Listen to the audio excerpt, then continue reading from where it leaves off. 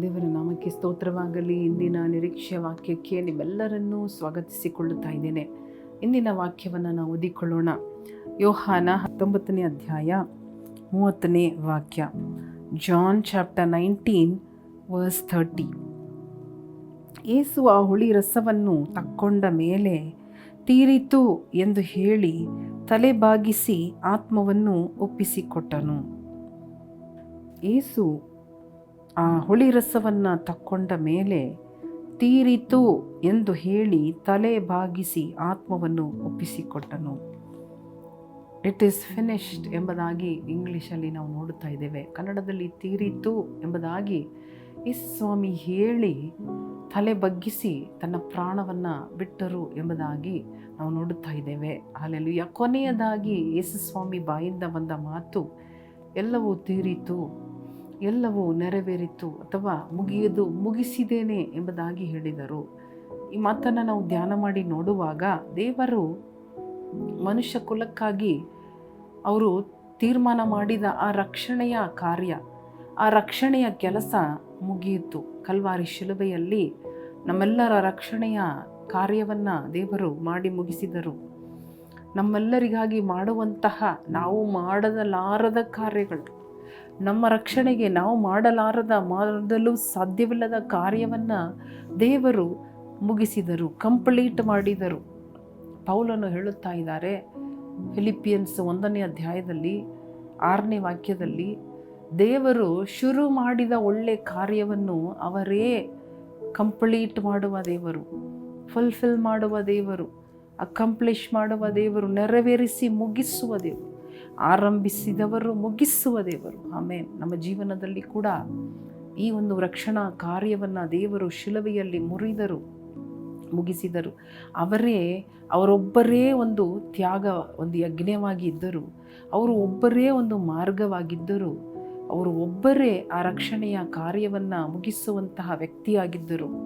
ಅವರೆಲ್ಲವನ್ನ ಮಾಡಿ ಮುಗಿಸಿ ಕೊನೆಯಲ್ಲಿ ಮುಗಿಸಿದ್ದೇನೆ ಎಂಬುದಾಗಿ ಹೇಳಿ ಅವರು ತನ್ನ ಪ್ರಾಣವನ್ನು ಬಿಟ್ಟರು ಎಂಬುದಾಗಿ ನಾವು ನೋಡುತ್ತಾ ಇದ್ದೇವೆ. ಒಂದು ಸಾರಿ ನನ್ನ ಮೊಮ್ಮಗಳು ಅವಳ ಅಮ್ಮ ಅಥವಾ ನನ್ನ ಮಗಳನ್ನು ನೋಡಿ ಕೇಳುತ್ತಾ ಇದ್ದಾಳೆ, ಮಮ್ಮಿ ಯಾಕೆ ಯೇಸು ಸ್ವಾಮಿ ಇಟ್ ಇಸ್ ಫಿನಿಶ್ಡ್ ಅಂತ ಹೇಳುತ್ತಾ ಇದ್ದಾರೆ? ಆ ಕ್ರಾಸಲ್ಲಿ ಇರುವಾಗ ಯೇಸು ಸ್ವಾಮಿ ಇಟ್ ಇಸ್ ಫಿನಿಶ್ಡ್ ಅಂತ ಯಾಕೆ ಹೇಳುತ್ತಾ ಇದ್ದಾರೆ ಎಂಬುದಾಗಿ ಪ್ರಶ್ನೆ ಕೇಳುತ್ತಾ ಇದ್ದಾಳೆ. ಅವಳಿಗೆ 4 ವಯಸ್ಸು. ಅದನ್ನು ಕೇಳಿದಾಗ ನಮಗೆ, ಅವಳ ತಾಯಿಗೂ ನನಗೂ ತುಂಬ ಆಶ್ಚರ್ಯವಾಯಿತು. ಒಂದು ಚಿಕ್ಕ ಮಗು ಎಷ್ಟು ಗಮನವಾಗಿ ನೋಡಿರಿ, ಅವರ ಮನಸ್ಸು ಒಳಗಡೆ ಯಾಕೆ ಯೇಸು ಸ್ವಾಮಿ ಈ ಮಾತನ್ನು ಹೇಳಿದರು, ಯಾವ ಸಂದರ್ಭದಲ್ಲಿ ಹೇಳಿದರು.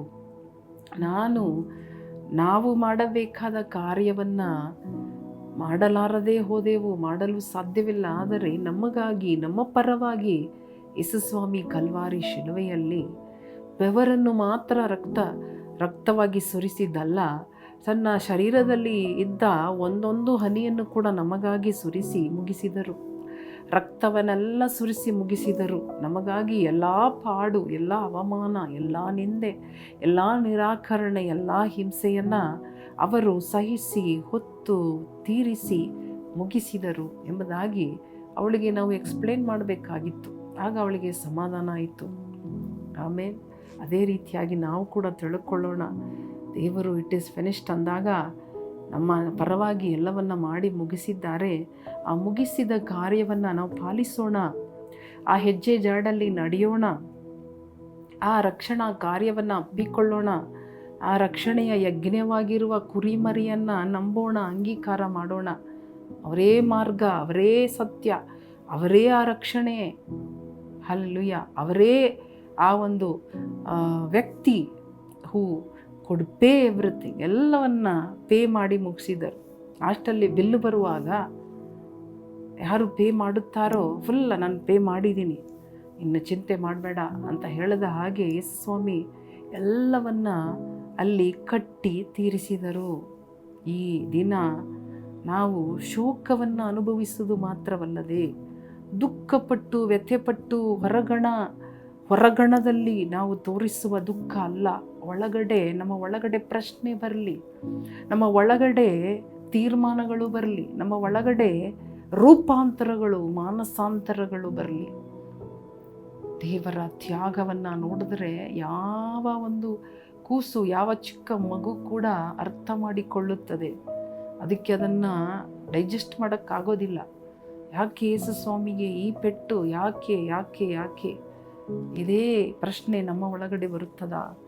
R we asking, are we thinking about it? Are we really understanding why we are celebrating Good Friday? ಯಾಕೆ ಇದು ಗುಡ್ಡು, ಯಾಕೆ ಇದು ಶುಭ ಶುಕ್ರವಾರ ಎಂಬುದಾಗಿ ಯೋಚನೆ ಮಾಡಿದ್ದೀವ? ಯೋಚನೆ ಮಾಡೋಣ, ತಿಳಿದುಕೊಳ್ಳೋಣ, ಪ್ರಯತ್ನ ಪಡೋಣ, ಬದಲಿಯಾಗೋಣ, ರೂಪಾಂತರಗೊಳ್ಳೋಣ. ಹಿ ಪೇಡ್ ಎವ್ರಿಥಿಂಗ್ ಫಾರ್ ಅಸ್. ಮಾತುಗಳು ಸಾಲದು. ಏನೆಲ್ಲ ಮಾಡಿದ್ದಾರೆ, ಯಾವ ರೀತಿ ಮಾಡಿದ್ದಾರೆ, ಇದೆಲ್ಲ ಮಾತುಗಳು ಸಾಲದು ಎಕ್ಸ್ಪ್ಲೇನ್ ಮಾಡೋದಕ್ಕೆ. ಆದರೂ ಎಲ್ಲವನ್ನ ಮಾಡಿ ಮುಗಿಸಿದ್ದಾರೆ. ಈಗ ನಾವು ಹೊಸದಾಗಿ ಏನು ಮಾಡುವುದು ಬೇಡ. ದೇವರು ಮಾಡಿದ್ದಲ್ಲಿ ನೆಲೆಯಾಗಿ ನಿಲ್ಲೋಣ. ಆರಂಭದಲ್ಲಿ ಆರಂಭಿಸಿದ ಕಾರ್ಯಗಳಲ್ಲಿ ನೆಲೆಯಾಗಿ ನಿಲ್ಲೋಣ. ಕಡೆಯ ತನಕ ನೆಲೆಯಾಗಿ ನಿಂತುಕೊಳ್ಳೋಣ. ರಕ್ಷಣೆಯನ್ನು ಕಳೆದುಕೊಳ್ಳುವುದು ಬೇಡ, ಪರಿಶುದ್ಧತೆಯನ್ನು ಕಳೆದುಕೊಳ್ಳುವುದು ಬೇಡ. ದೇವರು ಸಂಪಾದಿಸಿ ಕೊಟ್ಟ ಆ ರಕ್ತವನ್ನು, ಸುರಿಸಿದ ರಕ್ತವನ್ನು ಅಲ್ಲಗಳೆಯದೆ, ಅಸಹ್ಯ ಮಾಡದೆ, ತುಳಿಯದೆ ಕಾಪಾಡಿ ನಡೆಯೋಣ. ಜಾಗರೂಕರಾಗಿ ನಡೆಯೋಣ. ನಿಲ್ಲುವವರು ಬೀಳದಂತೆ ಕಾಪಾಡಿ ನಿಧಾನವಾಗಿ ನಡೆಯೋಣ. ಕಣ್ಣು ಮುಚ್ಚಿ ಪ್ರಾರ್ಥನೆ ಮಾಡೋಣ. ದೇವರೇ, ಈ ದಿನ ನಿನ್ನ ತ್ಯಾಗಕ್ಕಾಗಿ ನಾವು ನಿಮ್ಮನ್ನು ಸ್ಮರಿಸುತ್ತಾ, ನಿಮ್ಮ ತ್ಯಾಗ, ನಿಮ್ಮ ತಾಳ್ಮೆ, ನಿಮ್ಮ ಪ್ರೀತಿ, ನಿಮ್ಮ ದಯೆ ಎಲ್ಲವನ್ನು ನಾವು ಸ್ಮರಿಸುತ್ತೇವೆ, ಯೋಚನೆ ಮಾಡುತ್ತೇವೆ, ಅದಕ್ಕೆ ಕೃತಜ್ಞತೆ ಹೇಳುತ್ತೇವೆ, ಅದಕ್ಕೆ ನಾವು ನಮ್ಮನ್ನು ತಗ್ಗಿಸುತ್ತೇವೆ, ಅದಕ್ಕೆ ನಮ್ಮನ್ನು ಒಳಪಡಿಸುತ್ತೇವೆ, ಸರೆಂಡರ್ ಮಾಡುತ್ತೇವೆ. ಏಸಪ್ಪ, ನೀವು ನಮಗಾಗಿ ನಮ್ಮ ಒಂದು ಜಾಗದಲ್ಲಿ ನೀವು ಇದೆಲ್ಲ ಮಾಡದೆ ಹೋಗಿದ್ದಿದ್ದರೆ ಏಸಪ್ಪ, ನಾವು ಇವತ್ತು ಈ ರೀತಿ ಬದುಕುತ್ತಾ ಇರಲಿಲ್ಲ ಸ್ವಾಮಿ. ಈ ಎಲ್ಲ ಆಶೀರ್ವಾದಗಳನ್ನು ನಾವು ನೋಡುತ್ತಾ ಇರಲಿಲ್ಲ ಏಸಪ್ಪ. ನಿಮ್ಮ ತ್ಯಾಗಕ್ಕಾಗಿ ಸ್ತೋತ್ರ, ನಿಮ್ಮ ಬಲಿದಾನಕ್ಕಾಗಿ ಸ್ತೋತ್ರ, ನಿಮ್ಮ ರಕ್ತಕ್ಕಾಗಿ ಸ್ತೋತ್ರ, ನೀವು ಸುರಿಸಿದ ನೀರಿಗಾಗಿ ಸ್ತೋತ್ರ. ರಕ್ತ ಸುರಿಸಿ ನೀರು ಕೂಡ ಒಂದು ಹನಿ ಇಡದೆ ಶರೀರದಿಂದ ನಿಮ್ಮ ರಕ್ತವನ್ನು, ನೀರನ್ನು ಕೂಡ ಸುರಿಸಿದ್ದೀರಿ ಸ್ವಾಮಿ. ಎಲ್ಲವನ್ನೂ ಸುರಿಸಿದ್ದೀರಿ, ಹೊಯ್ದಿದ್ದೀರಿ ಸ್ವಾಮಿ, ಯಜ್ಞವಾಗಿ ಹೊಯ್ದಿದ್ದೀರಿ ಸ್ವಾಮಿ. ಅದಕ್ಕಾಗಿ ನಿಮಗೆ ಕೋಟಿ ಕೋಟಿ ಕೋಟಿ ಸ್ತೋತ್ರ. ನಮ್ಮನ್ನು ಒಪ್ಪಿಸಿಕೊಡುತ್ತೇವೆ, ನಮ್ಮನ್ನು ರಿನ್ಯೂ ಮಾಡುತ್ತೇವೆ, ನಮ್ಮನ್ನು ಅಪ್ಪ ಮತ್ತೆ ನಿಮ್ಮ ಕೈಯಲ್ಲಿ ಒಪ್ಪಿಸಿಕೊಡುತ್ತೇವೆ ಏಸಪ್ಪ. ನಿಮ್ಮ ಕೈಯಲ್ಲಿ ಬರುತ್ತೇವೆ ಸ್ವಾಮಿ. ಈ ದಿನ ನಮ್ಮ ಜೀವಮಾನವನ್ನು ಒಪ್ಪಿಸಿಕೊಡುತ್ತೇವೆ ಸ್ವಾಮಿ, ನಿಮಗಾಗಿ ಒಪ್ಪಿಸಿಕೊಡುತ್ತೇವೆ ಏಸಪ್ಪ. ನಿಮಗಾಗಿ ಬಾಳುವುದಕ್ಕೆ, ನಿಮಗಾಗಿ ಧರ್ಮಿಷ್ಠರಾಗಿ, ನೀತಿವಂತರಾಗಿ, ಯಥಾರ್ಥರಾಗಿ, ಪರಿಶುದ್ಧರಾಗಿ ಬಾಳುವುದಕ್ಕೆ ನಮ್ಮನ್ನು ಪ್ರತಿಜ್ಞೆ ಮಾಡಿ ಒಪ್ಪಿಸಿಕೊಡುತ್ತೇವೆ ಸ್ವಾಮಿ. ಹಿಂದೆ ನೋಡದೆ, ಹಿಂದೆ ತಿರುಗದೆ, ಶಿಲುಬೆಯನ್ನು ನೋಡಿ ಮುಂದೆ ಮುಂದೆ ಸಾಗುವುದಕ್ಕೆ ನಮಗೆ ಬಲ ಕೊಡ್ರಿ, ಶಕ್ತಿ ಕೊಡ್ರಿ ಏಸಪ್ಪ. ಯೇಸು ಕ್ರಿಸ್ತನ ನಾಮದಲ್ಲಿ ಬೇಡಿಕೊಳ್ಳುತ್ತೇವೆ ನಮ್ಮ ತಂದೆ. ಆಮೇನ್, ಆಮೇನ್. ಪ್ರಿಯ ಸಹೋದರ ಸಹೋದರಿಯರೇ, ಈ ದಿನದಲ್ಲಿ